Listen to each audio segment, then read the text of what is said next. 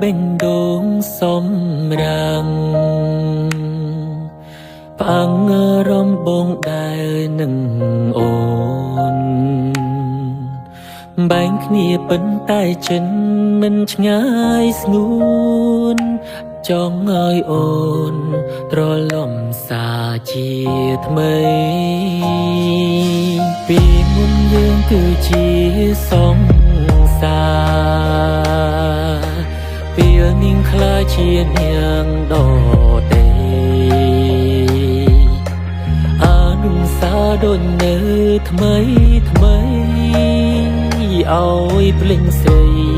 តើភ្លេងរបៀបណា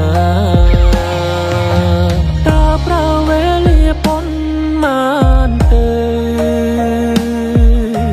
ដើមបងងាយភ្លេងទៅពីទូបើក្រុមពេលនឹងឃើញតែអូនបេងដូងបងគ្មានផ្លូវដោះស្រាយនឹងអារម្មណ៍ល្អកុំឡងចង់សាសងភាសាស្នេហា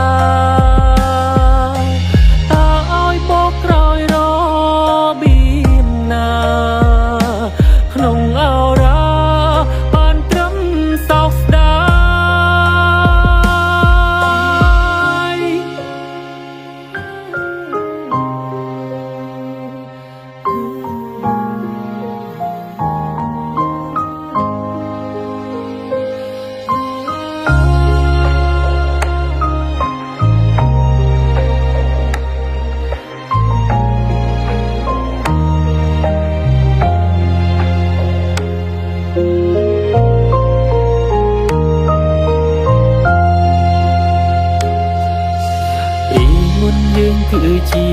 សង្សារពេលនាងខ្លាចជានាងដតីអានុសាដូចនៅថ្មីថ្មីឲ្យភ្លេងស្រីតើភ្លេងរបៀបណា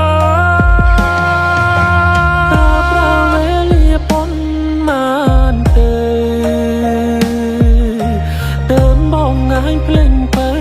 ពីទូបើក្រុមពេលនឹងឃើញតែអូនបេងដូងបងគ្មានផ្លូវដោះស្រាយ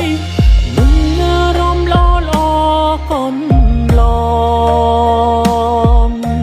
ចង់សាសងភាសាស្នេហា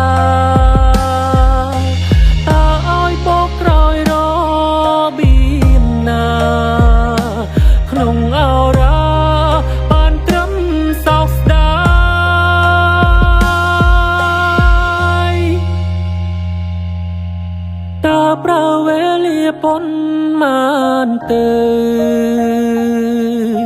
ដើមបងងាយភ្លេងទៅពីទ្រូងបើក្រុមពេលនឹងឃើញតែអូនបេងដូងបងគ្មានផ្លូវដោះស្រាយនឹងអារម្មណ៍ល្អកុំឡងចង់សាសងភាសាស្នេហាតើឲ្យខ្ញុំបកក្រោយរបៀបណា